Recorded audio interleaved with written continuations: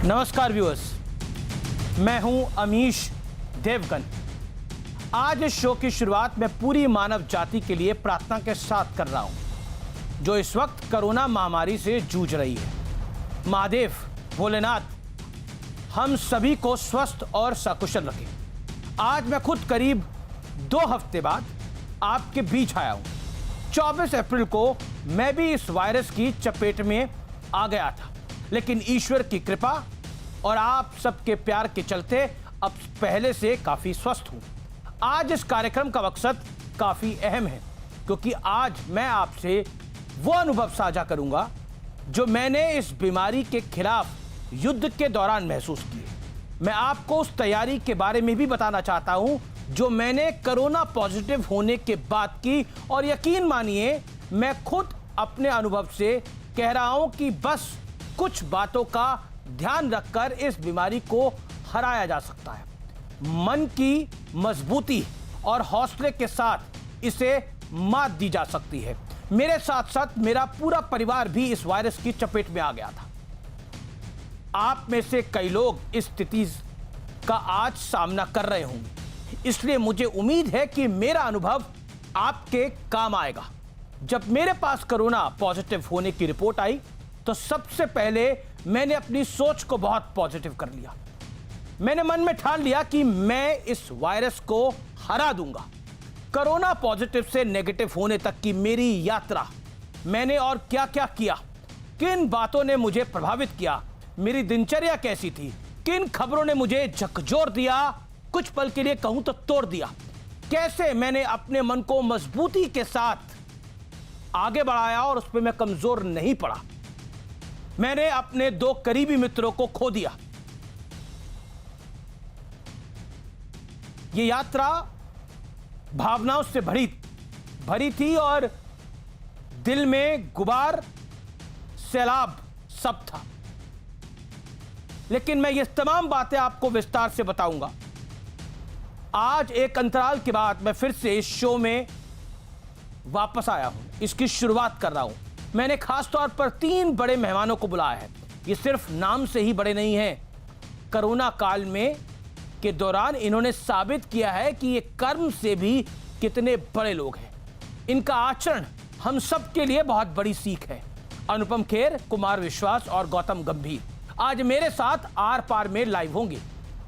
तो आज का ये शो आप जरूर देखिएगा अपने परिवार के साथ, क्योंकि तमाम नकारात्मक खबरों के बीच ये शो आपको सकारात्मक ऊर्जा देगा। और आज हमारे इस प्यारे देश को सकारात्मक सोच की, ऊर्जा की बेहद जरूरत है।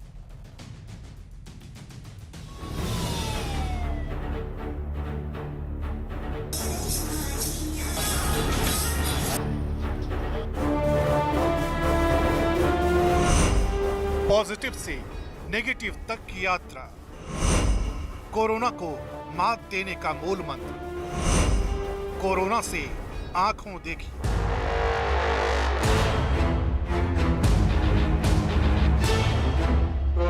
ये कोई खबर नहीं है, लेकिन कोरोना काल में ये जीवन का वो मूल मंत्र है जो लाखों कोरोना पीड़ितों में उम्मीद जगाएगा। आज इस शो पर हमने बार बार मंथन किया कि ये शो करें या नहीं, लेकिन फिर हमने तय किया कि ये शो कोरोना के खिलाफ युद्ध लड़ रहे लाखों लोगों की हिम्मत बढ़ाएगा। अमीश देवगन 24 अप्रैल को कोरोना पॉजिटिव हुए।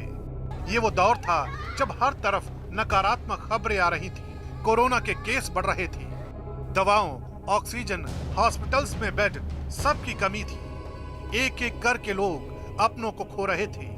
इसी बीच 30 अप्रैल को जाने माने पत्रकार रोहित सरदाना के देहांत की दुखद खबर आई। 7 मई को वरिष्ठ पत्रकार शेष नारायण सिंह का कोरोना से जूझते हुए निधन हो गया। ये सबको झकझोर देने वाला दौर था, लेकिन जरूरी ये था कि जहां तक संभव हो खुद संक्रमित होने के बावजूद लोगों की मदद की जाए। अमीश देवगन इसमें भी पीछे नहीं रहे। हालांकि इस महामारी के बीच बड़ी संख्या में कोरोना काल के गिद्ध भी सक्रिय हो गए। ये वो गिद्ध हैं जो लोगों की मजबूरी का फायदा उठाकर ऑक्सीजन और जरूरी दवाओं की कालाबाजारी कर रहे थे। ये भूल चुके थे कि जीवन में हर कर्म का हिसाब होता है। लेकिन दूसरी तरफ उम्मीद की किरण भी जल रही थी। बहुत बड़ी संख्या में नेता, अभिनेता, समाज सेवी कोरोना काल में तन मन धन से मानवता की सेवा में लगे हुए। सरकारें हर स्तर पर कमियों को दुरुस्त कर रही थी और साथ ही ये उम्मीद लगातार बढ़ रही थी कि भारत जीतेगा, कोरोना हारेगा। लेकिन कोरोना पॉजिटिव से नेगेटिव तक की इस यात्रा में कुछ नियम बेहद जरूरी है। खुद पर भरोसा रखना, डॉक्टरों के निर्देश का पालन करना, नेगेटिविटी से दूर रहना, ये वो मंत्र हैं जो कोरोना काल में रामबाण हैं। दक्षिण अफ्रीका के पूर्व राष्ट्रपति नेल्सन मंडेला ने कहा था, डर का ना होना बहादुरी नहीं है, डर पर विजय पाना बहादुरी है।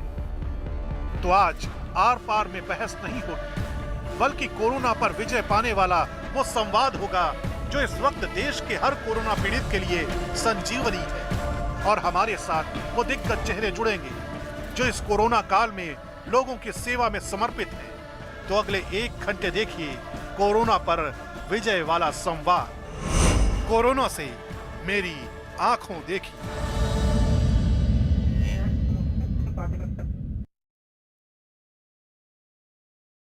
और मेरे साथ आज की इस चर्चा में कई मेहमान जुड़ेंगे, लेकिन मैं आपको यह बताना चाहता हूं कि कोरोना पॉजिटिव होने के बाद मेरी सोच, वाकई मुझे बहुत सोच अपनी पॉजिटिव करनी पड़ी, क्योंकि बहुत जरूरी था।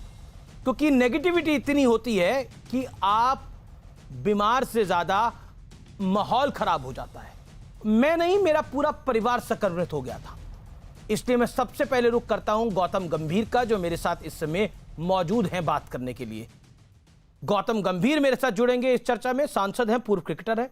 मेरे साथ इस चर्चा में कुमार विश्वास जुड़ेंगे, जो कि कवि हैं, सामाजिक कार्यकर्ता हैं। मेरे साथ जाने माने अभिनेता, मेरे दोस्त भी हैं, अनुपम खेर, वो भी जुड़ेंगे, उनका भी अभिनंदन है। लेकिन सबसे पहले मैं गौतम गंभीर का रुख करता हूं, उनसे चर्चा करता हूं। जैसा मैंने आपको बताया कि मैं खुद कोरोना पॉजिटिव हो गया था, उसके बाद मैंने अपनी लड़ाई को कैसे लड़ा। लेकिन अब हमारे साथ बात करने के लिए मौजूद है मेरे पहले मेहमान गौतम गंभीर, जाने माने क्रिकेटर हैं और मेंबर ऑफ पार्लियामेंट है। गौतम गंभीर, आपका स्वागत है। एक दौर था जब आप खामोशी से रनों का अंबार लगाते थे, और अब यह दौर है जिसमें आप खामोशी से लोगों की मदद कर रहे हैं। क्या कहना चाहते हैं? क्योंकि कोरोना की वजह से लोग परेशान भी हैं, और नेगेटिविटी जिसे हम कहते हैं वो लोगों के दिलों में डर, खौफ घर कर रहा है। देखिए, एक ही चीज कहना चाहता हूँ कि मैं दिल्ली में पैदा हुआ, दिल्ली में पढ़ा लिखा, और यही वक्त है कि दिल्ली की जनता, जो भी मैंने किया अपने पहले प्रोफेशन में जब क्रिकेट खेलता था, वो दिल्ली की बदौलत ही किया। जो भी देश के लिए किया, जितना भी देश का नाम रोशन किया, वो दिल्ली की बदौलत ही किया। तो ये वक्त है कि आप अगर दिल्ली को किसी भी तरीके से कुछ वापस दे सकते हैं तो इससे बेहतर वक्त नहीं हो सकता। और दिल्ली के लोगों की अगर आप सेवा कर सकते हैं, क्योंकि असली नेशनलिज्म यही है। अगर आप किसी चीज को नेशनलिज्म कहते हैं तो यही वक्त है अपना नेशनलिज्म, अपनी देशभक्ति दिखाने का अपने लोगों की तरफ। तो इसलिए ना कोई याद दिए, ना कोई याद देना चाहता हूँ, सिर्फ सच्ची नियत से लोगों की सेवा करना चाहता हूँ, दिल्ली के लोगों की सेवा करना चाहता हूँ। और मेरा एक और मानना है कि अगर इस वक्त पे अगर आप 5 लोगों की भी जिंदगी बचा सकते हैं अपनी मेहनत से, अपनी सच्चाई से, तो उससे बड़ी अचीवमेंट किसी भी व्यक्ति के लिए उसकी जिंदगी में कभी नहीं होगी। इससे बड़ी अचीवमेंट। बहुत आपने उम्दा बात करी कि इस समय अगर आप 5 लोगों का भी जीवन बचा लें, मैं तो थोड़ा और आगे बढ़ता हूं, मैं कहता हूं अगर 2 व्यक्तियों का, 1 व्यक्ति का भी आप जीवन बचा लें, उसकी मदद कर पाएं तो जरूर करनी चाहिए। लेकिन गंभीर साहब, क्योंकि मैं खुद कोरोना पॉजिटिव था, 20 दिन बाद लगभग मैंने खुद स्टूडियो में वापसी करी। आज पहला दिन है कि जब मैं पहली बार एक कार्यक्रम को कर रहा हूं। लेकिन मैं आपसे जरूर जानना चाहता हूं, आखिरकार इस दौर के अंदर नेगेटिविटी जो है वो बहुत बढ़ जाती है। नेगेटिविटी इसलिए बढ़ जाती है क्योंकि डर होता है अस्पताल नहीं मिलेगा, डर होता है दवाई नहीं मिलेगी। मैं जानता हूं आप लोगों तक फेबी फ्लू भी पहुंचा रहे हैं, ऑक्सीजन कंसंट्रेटर भी पहुंचा रहे हैं, लेकिन लोगों में डर है। हर कोई गौतम गंभीर से संपर्क नहीं कर सकता। तो ऐसे में आप क्या कहना चाहेंगे? जो भी चुनी हुई सरकार दिल्ली में आए या किसी और राज्य में आए, उसको कम से कम दिल्ली लोगों की सेवा, लोगों के लिए काम करना चाहिए, सही जगह पर पैसा लगाना चाहिए, क्योंकि ऐसे पैंडेमिक के लिए हमारे को हमेशा तैयार रहना चाहिए था। ये सारा जो आप देख रहे हैं पैंडेमिक, ये इस साल का नहीं है, पिछले साल से शुरू हुआ। तो जब आपकी तैयारी नहीं होगी तो पैनिक तो क्रिएट हो गई और लोगों का डर भी होगा। और सबसे ज्यादा खराब चीज ये है कि जब हॉस्पिटल में बेड अवेलेबल ना हो, आज अगर किसी को बहुत ज्यादा जरूरत है आईसीयू बेड्स की या वेंटिलेटर्स की, अगर वो हॉस्पिटल में अवेलेबल ही नहीं होंगे तो आप क्या कर सकते हैं? तो फिर अब सबसे ज्यादा आप अपने आप को एक सवाल मेरे मन में आता था जब मैं खुद अब कोविड के साथ था। मैं आपके ट्वीट्स लगातार देखता था, आप हो गए, कुमार विश्वास हो गए, अनुपम खेर हो गए, सोनू सूद हो गए, इन सबको मैं देख रहा था किस तरह से आप लोग मदद कर रहे थे। या फिर इंडियन यूथ कांग्रेस के श्रीनिवासन साहब हो गए, किस तरह से लोगों की मदद कर रहे थे, क्योंकि रिसोर्सेस कम है, उम्मीद ज्यादा है। तो मैं ये जानना चाह रहा हूं, आप मैनेज कैसे करते हैं? कोई आपके साथ आपकी टीम लगी हुई है या फिर आप ये सब चीजें अपने बूते पे मैनेज करते हैं? और कुछ लोगों की अगर आप मदद नहीं कर पाते तो उस समय आपको कैसा महसूस होता है? देखिए, पहले तो मैं जिन जिन लोगों का आपने नाम लिया सबका दिल से शुक्रिया अदा करना चाहूंगा, क्योंकि अकेले आप सब लोगों की सेवा या सब लोगों की हेल्प नहीं कर सकते, जी, चाहे वो कोई भी हो, जिस भी पॉलिटिकल पार्टी का हो, जिन जिन का भी आपने नाम लिया।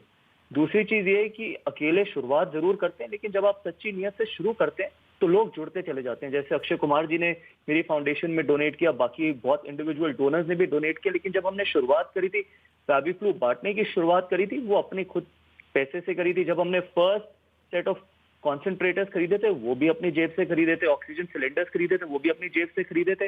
लेकिन जब आप लोगों के बीच में सच्ची नियत के साथ जाते हो तो अच्छे लोगों की इस देश में कमी नहीं है। चाहिए लोगों को अपनी जान से, लोग अपनी जान से खेल रहे हैं, तो जिंदगी बचाना जरूरी है। सियासत के लिए तो पूरी जिंदगी बाकी है।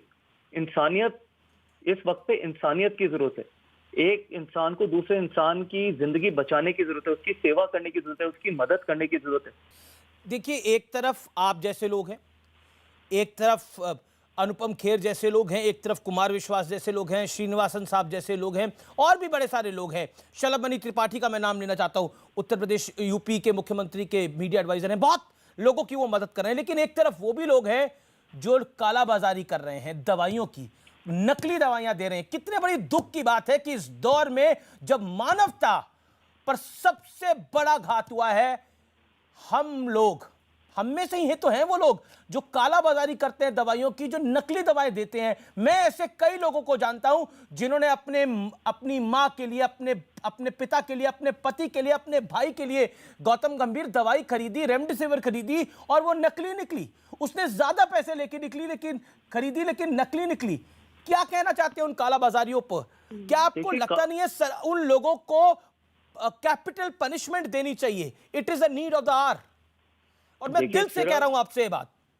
मैं भी आपको दिल से ही जवाब दूंगा, जिस दिल से आपने सवाल पूछा कि सिर्फ ब्लैक मार्केटिंग रेमडेसिविर की नहीं, जिन लोगों ने ऑक्सीजन सिलेंडर्स ब्लैक में बेचे या फिर कॉन्सेंट्रेटर्स की होर्डिंग करी या फिर किसी भी तरीके से उनको ब्लैक में बेचा, इस वक्त पे पैसा कमाने की कोशिश करी, और जो डुप्लीकेट रेमडेसिविर आप इंजेक्शन की बात करें, वो तो किसी ना, वो तो हत्या, उनके ऊपर हत्या का आरोप लगना चाहिए। और जहां तक आपने ये बात बोली कि कैपिटल पनिशमेंट, एब्सोल्युटली उनके ऊपर मर्डर का चार्ज होना चाहिए। इनफैक्ट जो होर्डिंग भी करते हैं, इनफैक्ट जिन्होंने ब्लैक मार्केटिंग करी है किसी भी तरीके की इस वक्त पे, सबके ऊपर बहुत ज्यादा बड़ा चार्ज होना चाहिए। क्योंकि हम जैसे बात करें इंसानियत, जिस वक्त देश इतनी मुश्किल परिस्थिति से जूझ रहा है, उस वक्त पे भी अगर आप इंसानियत नहीं दिखाओगे तो फिर आप अपने आप को हिंदुस्तानी किससे कहोगे?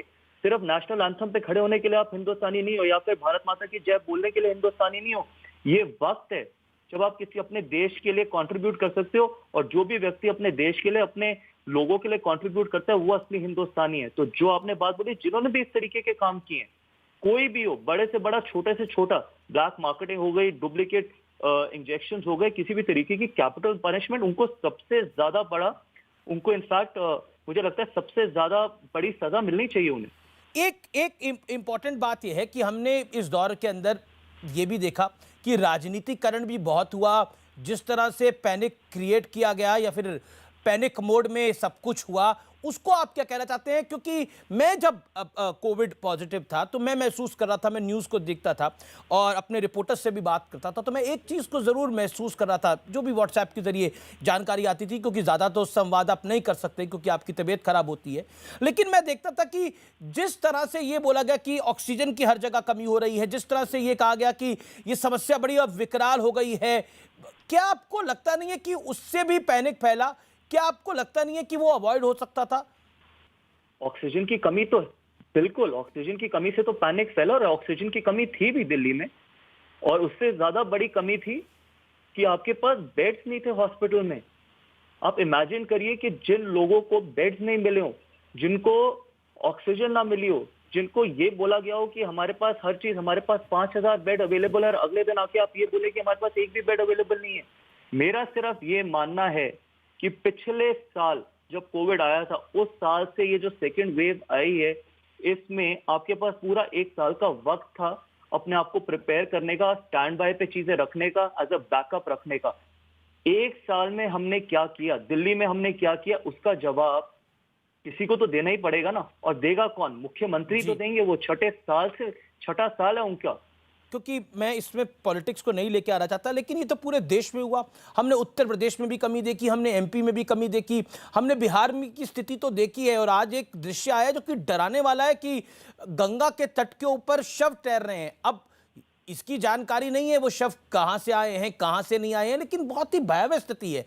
मैं ये कहना चाहता हूं कि हर सरकार को जितना तैयार और मुस्तैद रहना चाहिए था वो नहीं रह पाई। इससे आप एग्री करेंगे? हर सरकार। बिल्कुल बिल्कुल, मैं आपसे एग्री करूंगा। मैं कोई यहाँ पर आपसे ये नहीं बोलूंगा कि हमारी सरकार ने अच्छा किया, दूसरी सरकार ने खराब किया, तीसरी सरकार ने, क्योंकि सच्चाई ये है कि एज ए नेशन शायद हमारे को और बेहतर तरीके से हम तैयारी कर सकते थे, ये इसमें कोई दो राय नहीं है। लेकिन ब्लेम, हर चीज सेंटर पे ब्लेम डालना, हर चीज सिर्फ मोदी जी पे ब्लेम डालना या फिर बीजेपी पे ब्लेम डालना भी तो ठीक नहीं है ना।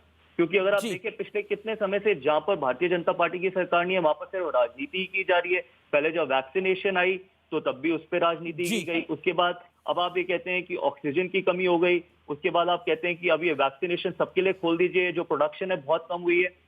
कौन सा ऐसा वक्त आएगा इस देश में जब हम सब मिलकर एक मेरी सलाह है तमाम नेताओं को, इसको कोई पर्सनल नहीं ले, कि सत्य बोले, हम सच बोले, सच बोलना बहुत जरूरी है। के लिए बिल्कुल, और इसी के लिए, और यही इसी का नाम है राजनीति। राजनीति कोई और चीज, राजनीति सिर्फ सत्ता हासिल करने का नाम नहीं है।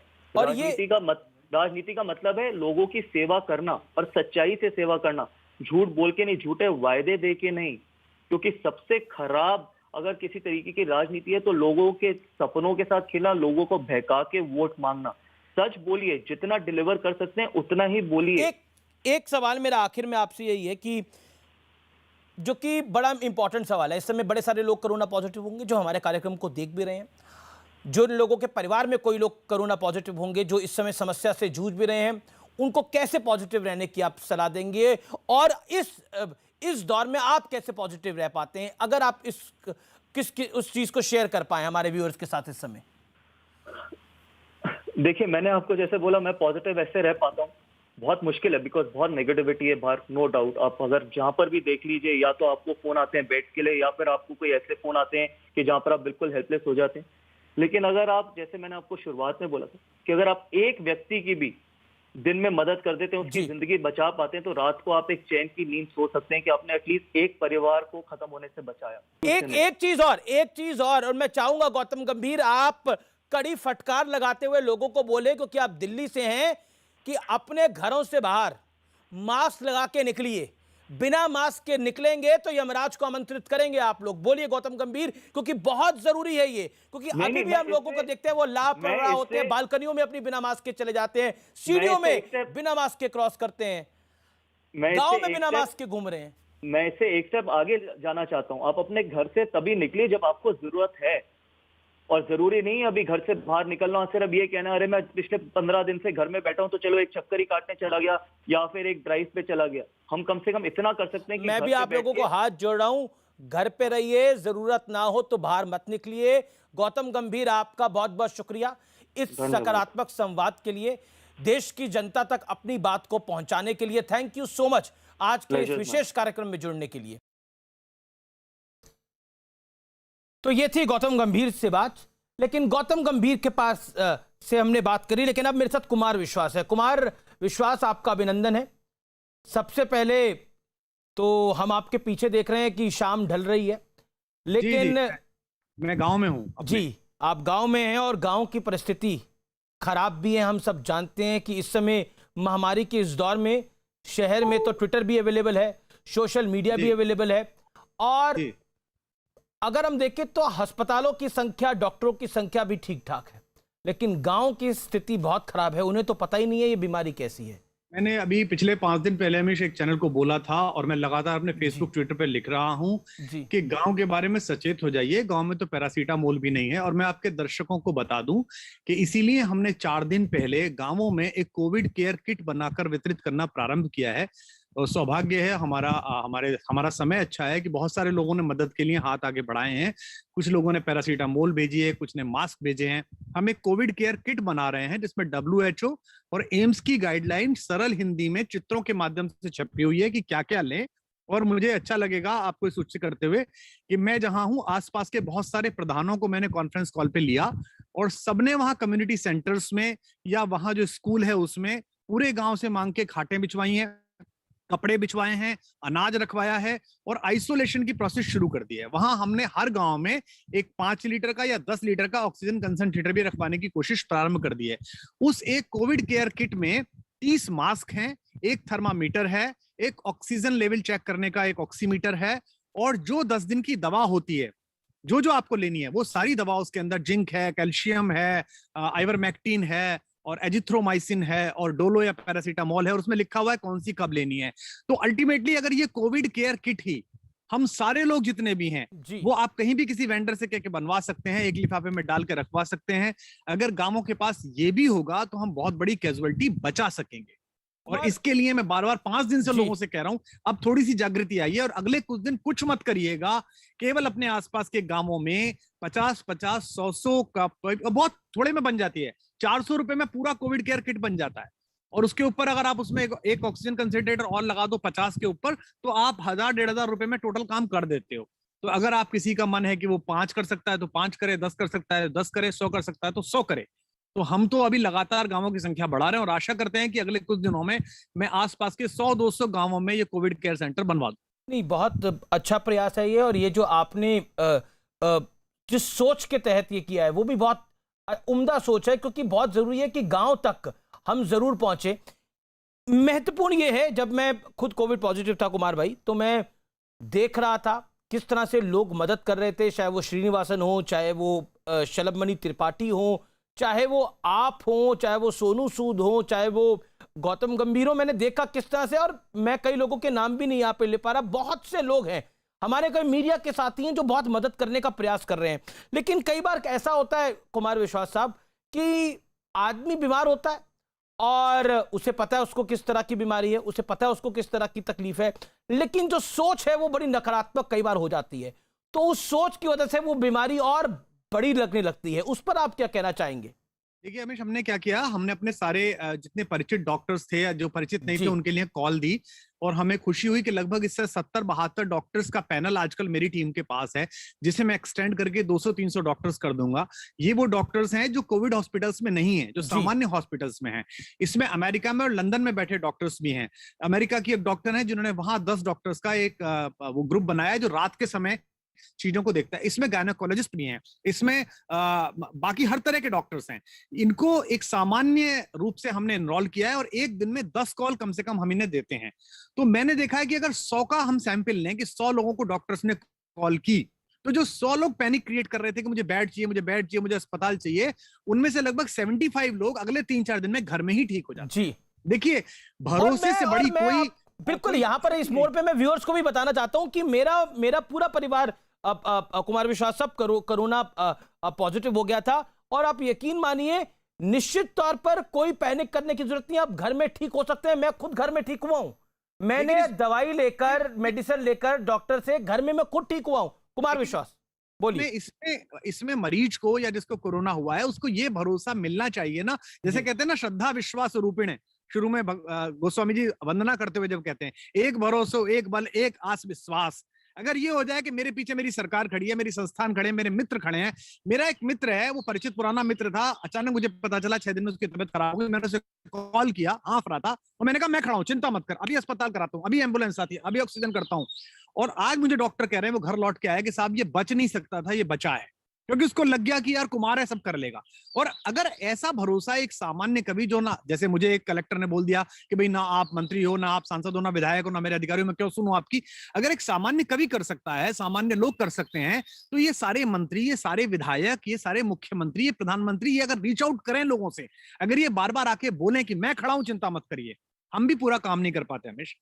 जैसा अभी गौतम कह रहे थे, हमको रात को कई बार बड़े दुख के साथ सोना पड़ता है, सुबह उठ के खराब खबर के साथ उठते हैं, मूड खराब हो जाता है, दिमाग भारी हो जाता है, लेकिन फिर काम पे लगते हैं कि चलो इसका तो नहीं बचा पाए, चलो 2 के लिए लगते हैं, चलो 5 के लिए लगते हैं, और खराब खराब सूचनाएं आती हैं। 8 महीने की गर्भवती बच्ची को नहीं बचा पाए, 2 जाने एक साथ चली गई, रो पड़े हैं, अकेले रोए हैं, बहुत बहुत बेबसी अनुभव हुई है। फिर दूसरी जगह लगते हैं कि नहीं यार, उसको अस्पताल दिला दो, उसको ये कर दो, उसके लिए हवाई पहुंचा दो। तो ये तो युद्ध है, इसमें तो सबको जुटना पड़ेगा, तब जाके मनुष्य नहीं, आपका हैशटैग बहुत अच्छा लगता है मुझे। आप जो अपना हैशटैग देते हैं, लड़ेंगे जीतेंगे, वो मुझे बहुत अच्छा लगता है, बहुत हौसला देने वाला है। और मैं आपको ये कहता हूं, जब भी मैं आपका वो हैशटैग पढ़ता था, लड़ेंगे जीतेंगे, बड़ा हौसला मिलता था। मैं एक बात शेयर करना चाहता हूं आप लोगों से। जिस दिन रोहित सरदाना की अचानक देहांत हो गया, मुझे लगता है कि, या फिर शेष जी का देहांत हो गया, शेष जी को पूरी उपचार का पूरा प्रयास किया गया, लेकिन वो नहीं बच पाए। प्लाज्मा थेरेपी तक देने का प्रयास हुआ, लेकिन वो नहीं बच पाए। Rohit Sardana young anchor, young journalist, और 42 साल की उम्र में उनको भगवान के पास जाना पड़ा। यकीन मानिए उस दिन तो दिल बैठ सा गया था, और मैं अकेले कमरे के अंदर खूब मेरे आंसू निकले। और आंसू निकलने के बाद एक ही बात निकली कि आखिरकार क्यों मानव जाति के ऊपर इतना बड़ा प्रहार, क्यों। लेकिन फिर मैंने सोचा कि हम सब लोग भी अपने आप को बहुत बड़ा समझने लग गए थे कि देखिए हम इंसान हैं, हम साइंटिस्ट हो गए, हम डॉक्टर हो गए, हमारे पास पैसे बहुत है, हमारे पास क्षमता बहुत है, विश्व की ताकतें झुक गई जब महादेव ने अपना तीसरा नेत्र खोला।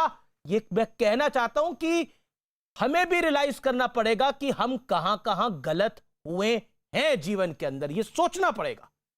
कुमार विश्वास। लेकिन इसमें सबसे बड़ी बात क्या है कि अगर आप, जैसे मैं बहुत बेहूदगी के तर्क देखता हूं दोनों पक्षों के, और मुझे अपने एक बहुत ही प्रिय मित्रों को डांटना पड़ा है फोन पे। कुछ जो सरकारों में मेरे बहुत सारे मित्र हैं, वो चाहते हैं कि इसके खिलाफ हम बोले कि नहीं सब पॉजिटिव रहिए, पॉजिटिव रहिए। कुछ जो सरकारों के खिलाफ लोग हैं, वो इस अवसर का प्रयोग करना चाहते हैं ताकि सरकारें अपदस्थ की जा सकें, शासक के प्रति घृणा पैदा की जा सके। मेरा दोनों से ही कहना है कि आपने दोनों ने हमें निराश किया है। अब अगर जनता एक दूसरे के साथ काम कर रही है, रेड क्रॉस एक दूसरे के साथ काम कर रहा है, हम लोग एक दूसरे का हाथ पकड़ के काम कर रहे हैं, तो हमारा काम डिस्टर्ब मत करिए। देखिए, जब युद्ध चलता है तो सेनापति ने गलत व्यूह रचना बनाई थी, रसद गलत पहुंची थी, इस पे उस समय चर्चा करनी ठीक नहीं होती। एक सैनिक का काम होता है कि वो उस समय लड़े। तो मैं फिर दोबारा कह रहा हूं, अगर पार्टियां ये कह सकती हैं कि मेरा बूथ सबसे मजबूत, प्रधानों के पास घुस जाती हैं, गांव गांव घुस जाती हैं, अपना एक वोट नहीं जाने देती, अपना जो पोलिंग बूथ मैनेजर होता है, मैंने भी बनाए पोलिंग बूथ वाले, मैंने जब चुनाव लड़वाए 3-3 दिल्ली में, तब मैंने बनाए थे। अगर उनसे कहती है बेटा एक भी वोट जाने नहीं चाहिए, तो अपने कार्यकर्ताओं से ये कैसे नहीं कह सकते कि एक भी मरीज बीमार नहीं पड़ना चाहिए, एक भी मरीज उपचार के बिना नहीं रहना चाहिए, एक भी ऐसा व्यक्ति नहीं होना चाहिए जिससे कॉल ना जाए, भरोसा ना जाए। ये कहां की आपकी नेतृत्व क्षमताएं हैं। लेकिन अब चूंकि वो है नहीं और लोग गायब हैं सिरे से, तो मेरी जिम्मेदारी बनती है, आपकी जिम्मेदारी बनती है। आपने अगर लड़ेंगे जीतेंगे हमारा हैशटैग देखा हो, तो हमारी टीम जो ऑफिस ऑफ कुमार विश्वास है, वो एक बात और लिखती है, ना मैदान छोड़ेंगे ना पीठ दिखाएंगे, हम लगातार लड़ेंगे। हमारे पास साधन कम है, हमारे पास ऑक्सीमीटर कम है, दवाएं कम है, मुझे भीख मांगनी पड़ रही है। मैं अपने जो पुराने दोस्त हैं, जो रईस हैं, जो अच्छे हैं, जिनके पास है, उनको फोन कर करके कह रहा हूं, भाई तू 100 किट दे दे, तू 50 किट दे दे, 40 किट दे दे। लोग ले भी रहे हैं, और मुझे लगता है कि हम संयुक्त होकर लड़ेंगे तो हम इससे पटक लेंगे, जून तक जाने नहीं देंगे, उससे पहले इस कोरोना को पटक लेंगे।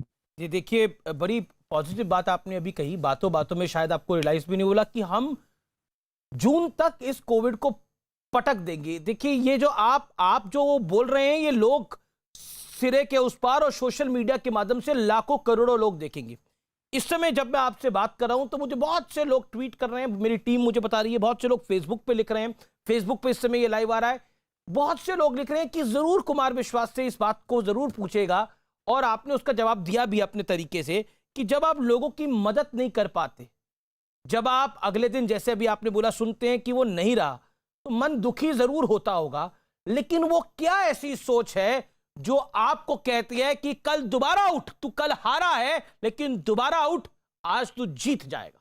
वो ऐसी कौन सा आत्मबल है, वो कौन सी सोच है? युद्ध में कभी भी आपके आसपास जो सैनिक मर के गिरता है, जो लड़ता हुआ गिरता है, उसके प्रति शोक मनाने का समय करना महारथियों को शोभा नहीं देता। ये युद्ध के बाद का काम है, जब युद्ध हो जाए तब आप गिनती करें। मुझे दुख के साथ कहना पड़ रहा है कि मेरे आसपास के इतने मेरे प्रिय लोग गए हैं जिनके लिए मैं अच्छी सी एक श्रद्धांजलि नहीं लिख पाया। रोहित आपका भी दोस्त था, मेरे लिए छोटे भाई जैसा है जी।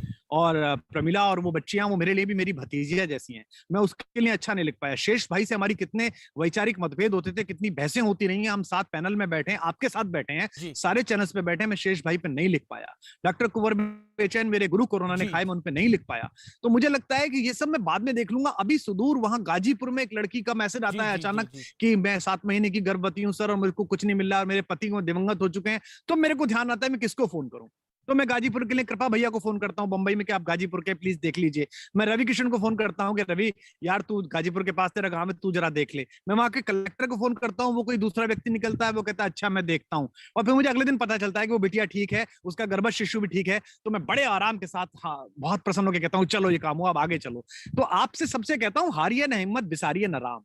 हमने बड़ी बड़ी लड़ाइयां देखी है। हमारे घर का एक आदमी बिना पैरों में चप्पल डाले हुए एक अकेला उत्तरीय पहने हुए दक्षिण तक पहुंचा और उसने जाके दुनिया के सबसे अहंकारी को घर में घुस के मारा था। ये कोरोना तो बहुत छोटा विषाणु है, इसे हमारा आत्मबल मार लेगा। और जो लोग अगर इस कार्यक्रम को सुन रहे हैं उनसे कहता हूं कि रामचरितमानस में विभीषण और राम का संवाद पढ़े युद्ध कांड में, और देखें कि भगवान कैसे कहते हैं कि साधन की आवश्यकता नहीं है, अंदर के आत्मबल की आवश्यकता है।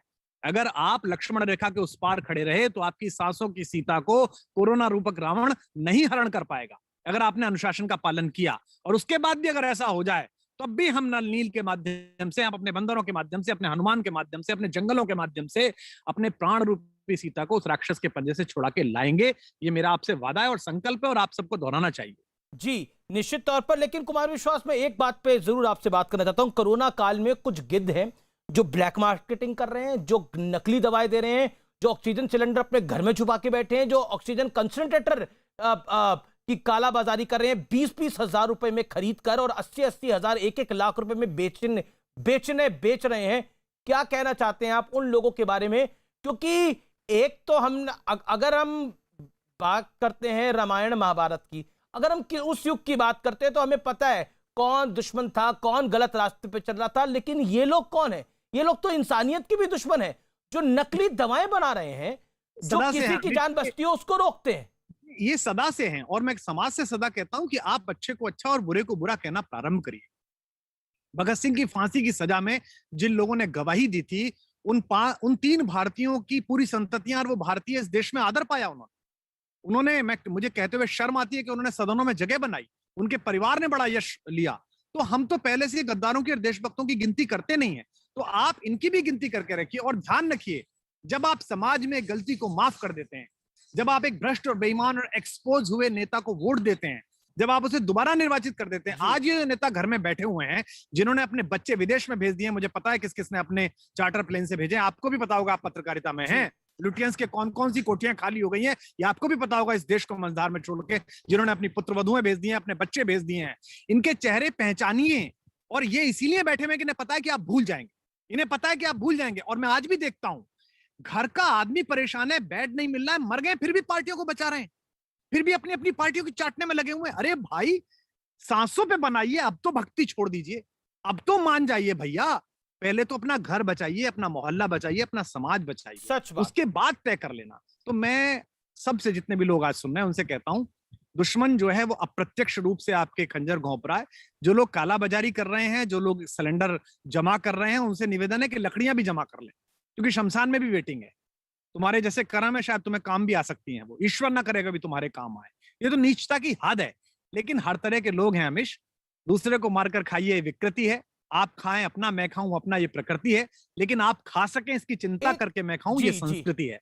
तो अगर आप जरा भी कल्चर्ड हैं, जरा भी सांस्कृतिक हैं और जरा भी दम्भ भरते हैं कि भारतीय हैं, तो थोड़ी शर्म करिए और थोड़ा हाथ बढ़ाइए लोगों की तरफ। जी बहुत बहुत शुक्रिया कुमार विश्वास, आज के इस दिन जुड़ने के लिए, अपनी राय रखने के लिए, देश को अपनी बात कहने के लिए। बहुत अच्छा। मेरे साथ अब अनुपम खेर जुड़ रहे हैं। मैं अनुपम खेर का रुख करता हूं। अनुपम खेर, जी स्वागत है नमस्कार, आपका। कैसे हैं हमीश? मैं nice to have you back show पर। आप स्वस्थ हो गए, मुझे पहले तो उसकी आपको मैं बधाई देना चाहता हूं और प्रार्थना करूंगा कि आपका सेहत जो है आपकी हमेशा ठीक रहे।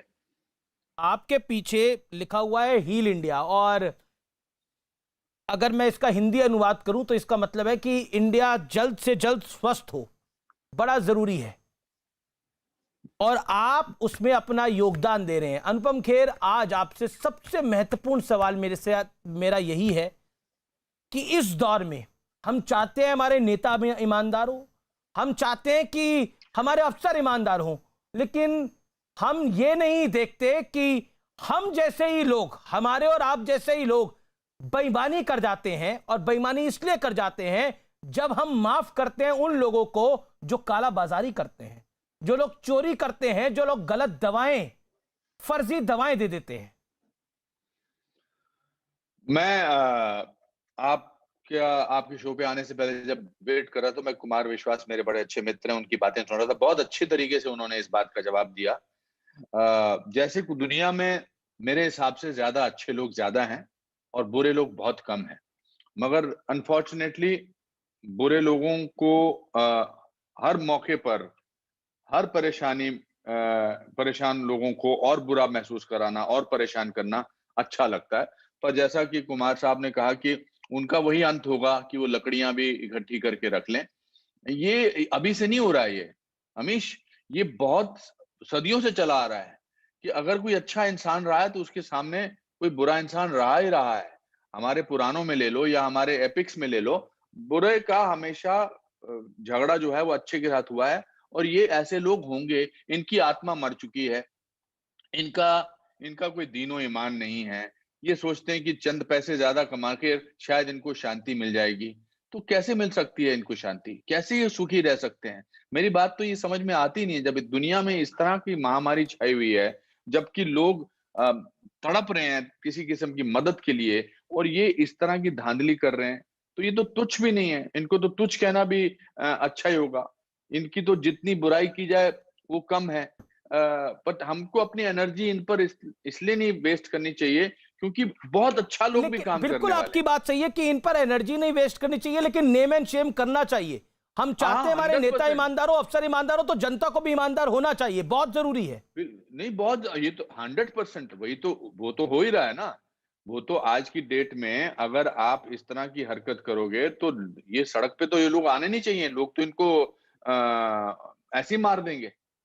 तो बट बिल्कुल आपकी साथ बात है। हम चाहते हैं कि जो हम पर शासन करते हैं, जो हमारे जो नेता हैं या जो हमको रिप्रेजेंट करते हैं, वो सब अच्छे होने चाहिए, लेकिन हम में जितनी ज्यादा कमीनगी हो सकती है वो ठीक बिल्कुल है। सही। सवाल ही पैदा नहीं होता। इनको नेम शेम करना चाहिए, बट वक्त वैसा नहीं क्योंकि है। इस वक्त दौर इस में समय मैंने देखा, इमरजेंसी का इस है इन दौर टर्म्स में ऑफ। मैंने देखा, मैं अनुपम जी बिल्कुल फ्रैंक होकर इस बात को बोल रहा हूं, इस दौर में मैंने देखा लोग ये कह रहे थे, और कुछ लोगों ने मुझे भी सलाह दी, एक काम करिए, आपकी भी तबीयत थोड़ी खराब है ना, तो ऑक्सीजन सिलेंडर तो मंगवा ही लीजिए अपने यहां पर आप, क्योंकि बड़ा जरूरी हो गया है आजकल। अरे जब तकलीफ ही नहीं है तो क्यों मंगवाया जाए? Point number 1। जब मेरी मदर की तबीयत ज्यादा खराब हुई तब मैंने मंगवाया, और उसमें करीब करीब 4 दिन लगे, लेकिन 4 दिन तक मैं ऑक्सीजन सिलेंडर को क्यों ब्लॉक करके रखूं? और आप सोचिए, ऐसे कई लोग हैं जो दवाइयों को घर में की रसद तैयार करके बैठे हुए हैं कि हो सकता है हमको हो जाए तो हम 20 लोगों की दवाइयां तैयार करके बैठ जाए। ये वाकई, आप अपनी तो तैयारी करिए, लेकिन अपने परिवार तक सीमित रहिए, और 10 लोगों के लिए आप, हो सकता है उनको हो जाए, और उनकी दवाइयां भी आप अपने घरों में आकर आप बंद करके रख लेंगे, उसे बांटेंगे नहीं, तो इससे बड़ा पाप कोई नहीं है आज के युग में। क्योंकि आप तो सिर्फ इसकी बात कर रहे हैं। लोग तो मैंने सुना किसी नॉर्मल ऑक्सीजन की जगह हवा भर के लोगों को बेच रहे हैं। सैनिटाइजर्स के रेट बढ़ गए हैं, छोटी छोटी चीजों के रेट बढ़ा दिए इन लोगों ने, ये होर्डिंग कर ली है। ये मेरे को तो इस तरह की मानसिकता समझ में नहीं आती। मेरी मदर हॉस्पिटल में थी, वो हॉस्पिटल से अभी उनको लगभग घर पे आए ऑलमोस्ट 10 महीने हो गए हैं। हमने आज तक उनके लिए कोई इस तरह की चीज की जरूरत नहीं पड़ी। हाँ, अगर ऐसी जरूरत पड़ेगी तो देयर इज मेडिकल सिस्टम, जो डॉक्टर हैं हम वो समझेंगे सारी बात को। मगर मैं फिर बात को वापस उसी पर दोहराना चाहता हूँ, कुछ लोग ऐसे होते हैं और उनको नेम और शेम करने के बाद आके निकल जाना चाहिए और अच्छाई की बातें करनी चाहिए। आज अच्छाई की बात करना बहुत जरूरी है, जी। क्योंकि अच्छाई जो है वो बहुत ज्यादा लोगों को आकर्षित करती है, बहुत ज्यादा लोगों को इंस्पायर करती है, बहुत ज्यादा लोगों को वो बढ़ावा देती है कि आप अच्छा करो। हाँ, ये बुरे लोगों के बारे में इतनी एनर्जी, इतना सब ये वेस्ट करना कहीं कोई जरूरी नहीं है। हाँ, वो हैं, उनकी उनकी आत्मा उनको कचोटती नहीं है, तो हमने आज शुरू के मैंने 5 मिनट आपने मुझसे इस बारे में बात कर ली, कुमार विश्वास साहब के साथ आपने इस बारे में बात कर ली होगी, बट उनके पीछे पड़े रहना, ये ना मुझे शोभा देता है, ना आपको शोभा देता है, वरना हम अच्छी बातें करते हैं, तो लोगों को लगता है कि हमको अच्छी बातें सुनने को मिलती नहीं है। जी। अमीश, बिल्कुल। अच्छी बातें सुनना है। मैं अभी not because I want to talk about what I am doing, there are so many people.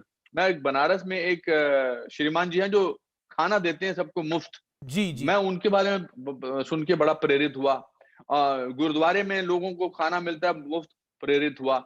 लोग कभी-कभी वैसे ही फ़ोन उठा के किसी से बात करके बोल देना, "कैसे हो भाई?" ये भी अपने आप में प्रेरणा का स्रोत है। अच्छा, अब मैं खेर साहब आपसे ये जानना चाहता हूं, अनुपम खेर फाउंडेशन जो कर रही है वो अपने तरीके से लोगों की मदद करने की पूरी कोशिश कर रही है, लेकिन आप उन लोगों को क्या कहना चाहते हैं जिन लोगों की आप मदद नहीं कई बार कर पाते? क्योंकि हो प्रयास सबका होता है कि सबकी मदद की जाए, लेकिन कई बार हो पाता है कि उस तक नहीं पहुंच पाते या फिर वो आप तक नहीं पहुंच पाते।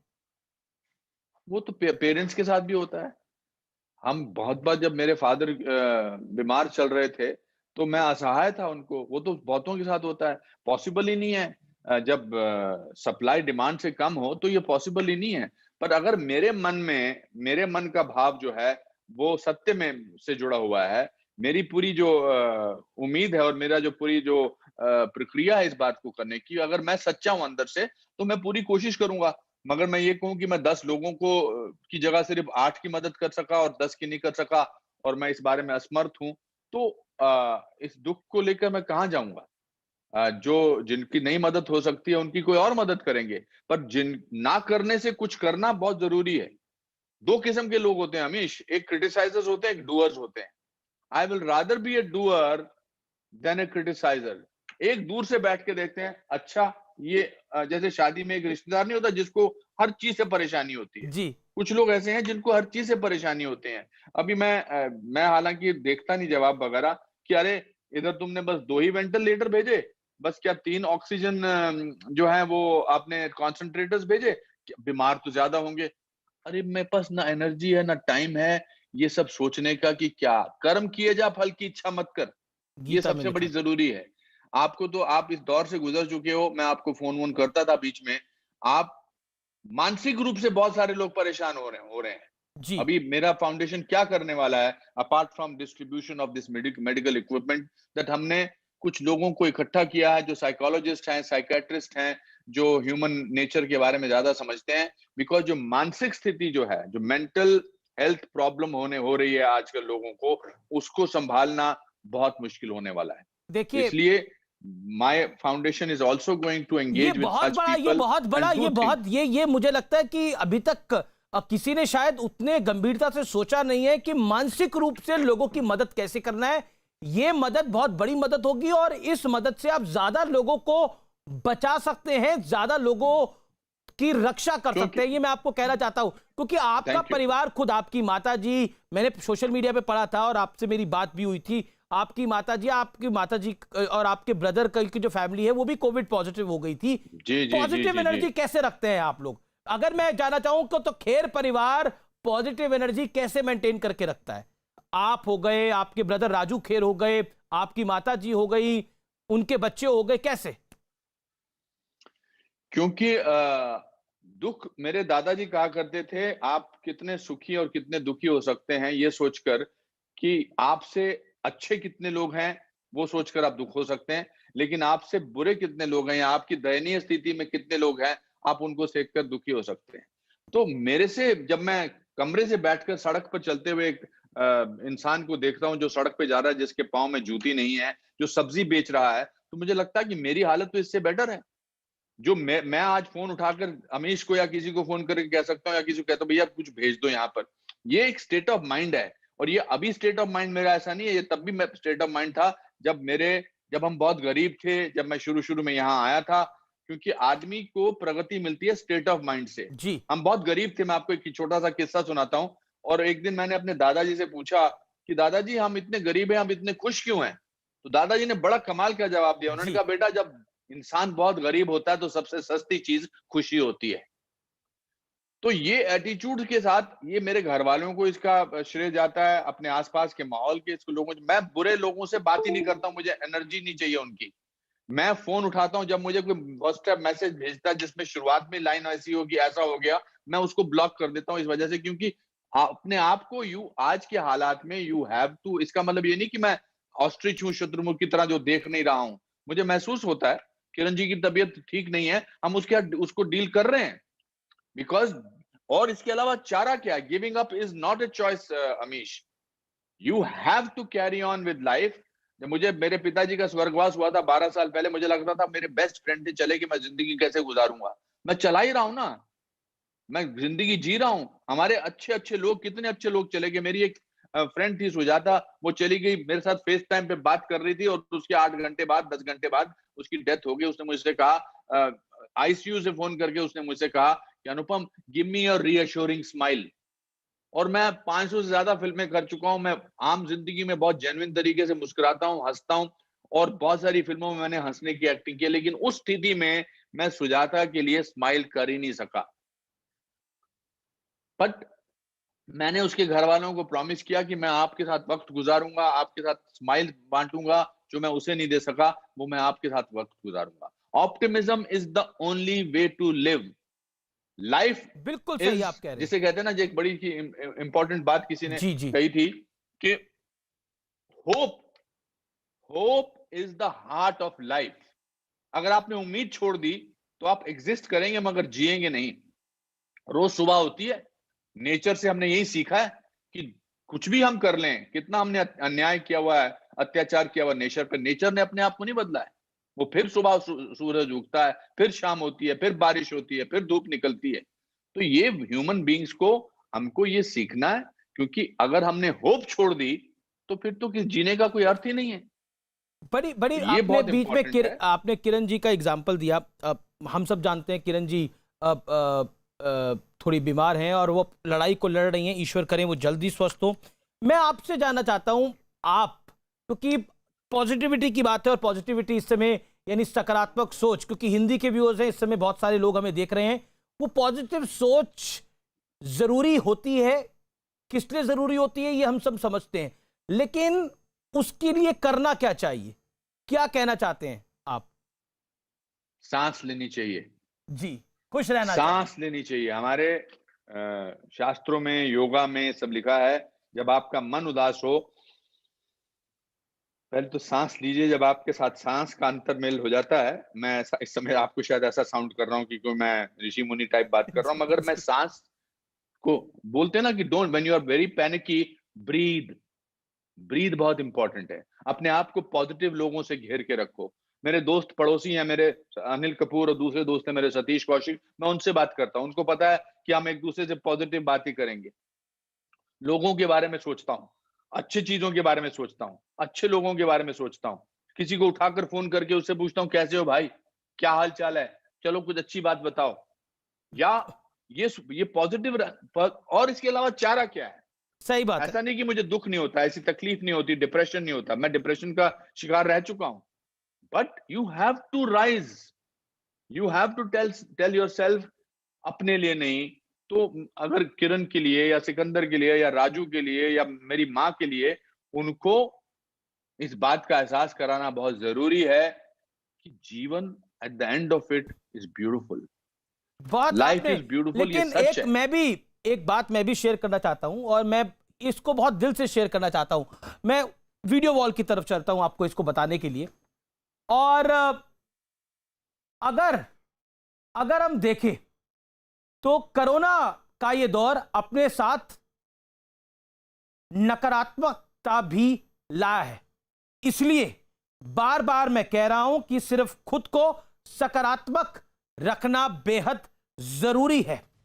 कोरोना के खिलाफ ये लड़ाई आधी आप तभी जीत जाते हैं जब आप पॉजिटिव सोच रखते हैं।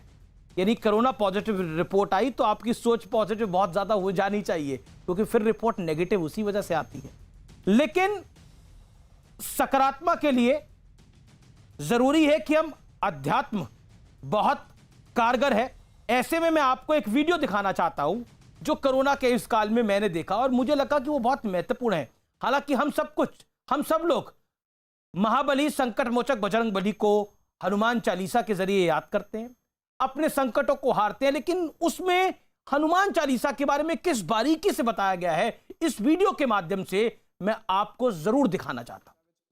अभी इस 2 lines from Hanuman Chalisa which prove that अभी इस पैंडेमिक को हनुमान जी ही खत्म कर सकते हैं। संकट कटे मिटे सब पीरा, जो सुमिरे हनुमत बल बीरा। मतलब जो हनुमान जी को याद करते हैं उनकी लाइफ से पेन और प्रॉब्लम्स चले जाते हैं। द ऑब्वियस वन, नासे रोग हरे सब पीड़ा, जपत निरंतर हनुमत वीरा। मतलब जो हनुमान जी का नाम रिपीटेडली लेते हैं उनकी लाइफ से डिजीजेस और प्रॉब्लम्स चले जाते हैं। संकट ते हनुमान छुड़ावे, मन क्रम वचन ध्यान जो लावे। मतलब अपने मन से, अपने वर्ड से और अपने काम से जो हनुमान जी को याद करते हैं, हनुमान जी उन्हें सभी संकटों से बचाते हैं। नाउ से विद मी, जय बजरंग बली। आपको पता है हनुमान जी के पास कितने सुपर हीरोज के सुपर पावर्स हैं? मैं बताता हूं। हनुमान चालीसा में बोला गया है ही हैज अष्ट सिद्धीज, 8 सुपर पावर्स। अणिमा, महिमा, गरिमा और लघिमा। मतलब वो अपने बॉडी के साइज और वेट को कम कर सकते हैं और बढ़ा सकते हैं, लाइक एंटमैन। प्राप्ति, मतलब हनुमान जी कहीं पे भी जा सकते हैं, आसमान में, पाताल में, पानी में, वो भी पवन से भी तेज। That's Superman plus Flash plus Aquaman. प्राकाम्य, ईशत्व, वशित्व। मतलब हनुमान जी सामने वाले का दिमाग पढ़ सकते हैं, अपनी सारी इच्छाएं पूरी कर सकते हैं, पूरी दुनिया को कंट्रोल कर सकते हैं और सारे के सारे लिविंग बींग्स को और मटीरियल थिंग्स को कंट्रोल कर सकते हैं। अब बोलो जय बजरंग बली। अनुपम खेर, ये आस्था की बात है। मतलब जो बजरंग बली साहब को, या बजरंग बली मैं तो बहुत मानता हूँ, ये मैं हनुमान चालीसा पढ़ता हूँ, बट ये हमारी आस्था है। कुछ लोग बिल्कुल अपनी आस्था को लेकर भी बढ़ सकते हैं, वो मन से जुड़ी हुई बात है ये इनकी। हालांकि ये मैंने भी देखा है कि वो सबसे बड़े सुपर हीरो हैं, बट अपनी अपनी आस्था की अपनी बात है कि आप किसको आस्था मानकर चलते हैं और और अपने आप को पॉजिटिविटी की आस्था से अपने आप जोड़ते हैं, या अपने आप को किन बातों से अपने आप को सकारात्मक, जैसे कि आपने कहा, आप पॉजिटिव रहने की कोशिश करते हैं। अब आप कह सकते हैं कि काफी लोग मुझसे कहते हैं, अरे जिसके घर में कोई चला गया उसको वो कैसे पॉजिटिव हो सकता है? तो देखिए, ये तो सामूहिक तौर पर, पूरे सांसारिक तौर पर यह विपदा अब आई है। क्या आपकी और मेरी जिंदगी में, या जो देखने वाले हैं शो को, क्या उनकी लाइफ में आज तक कोई विपदा आई नहीं है? मैं एक और वीडियो देख रहा था कि 1900 में पैदा हुए, उनके साथ क्या क्या हुआ। 1918 में स्पेनिश फ्लू हुआ, फिर वर्ल्ड वॉर 1 हुआ, वर्ल्ड वॉर 2 हुआ, इकोनॉमिक प्रॉब्लम हुई, फिर विभाजन हुआ देश का, ये सब हुआ। वो रहे ना, उन्होंने जिंदगी जी ना। तो जिंदगी जीने, वो बड़ा अच्छा एग्जाम्पल दिया था अभी कुमार विश्वास ने, कि जो सिपाही, मेरे दिमाग में भी आया था वो 3-4 दिन पहले, कि जो सिपाही लड़ रहा होता है, उसका कोई साथी के वाले को गोली लग जाती है, उसके पास अफसोस करने का टाइम नहीं होता है, वो आगे बढ़ता है। सही बात। बट इस समय भी वही सिचुएशन है। जी अनुपम जी, पहली बार विपदा नहीं आई है, हाँ सामूहिक तौर पे आई है, और डर इस बात का है कि हम जानते नहीं कि है कौन। और कभी कभी गुस्सा निकालना भी इंपॉर्टेंट होता है, कभी कभी रोष प्रकट करना भी इंपॉर्टेंट होता है, but at the end of it living life is also important. Very important, living life, यानी जीवन जीना भी बड़ा महत्वपूर्ण है। बहुत बहुत शुक्रिया अनुपम खेर हमारे साथ जुड़ने के लिए, बात करने के लिए। मैं एक अंतराल ले रहा हूं, लेकिन अंतराल के बाद आज के इस कार्यक्रम का निष्कर्ष होगा।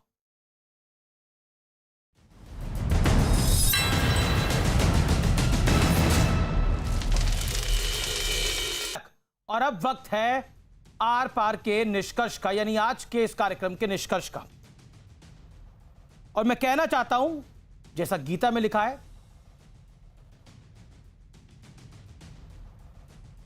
कि तेरा कर्म करने का ही अधिकार है, उसका फल क्या मिलेगा इस पर तेरा कोई बस नहीं है। इसलिए तू कल की दृष्टि से कर्म मत कर, और ना ही ऐसा सोच कि फल की आशा के बिना कर्म क्यों करूं। यह गीता में बहुत क्लैरिटी के साथ लिखा है। यानी इस वक्त अगर आप लोगों की मदद कर रहे हैं तो आप अच्छा कर्म कर रहे हैं, आने वाले वक्त में आपके साथ अच्छा होगा। अगर आप ब्लैक मार्केटिंग कर रहे हैं, ऑक्सीजन को महंगे दामों पे बेच रहे हैं, दवाइयों को महंगे दामों पे बेच रहे हैं, नकली दवाएं बेच रहे हैं, तो आप अपना कर्म गलत कर रहे हैं। इसका फल भी आपको अभी मिलेगा, यानी इसी जन्म में मिलेगा। नमस्कार, सुरक्षित रहें, घर पर रहें।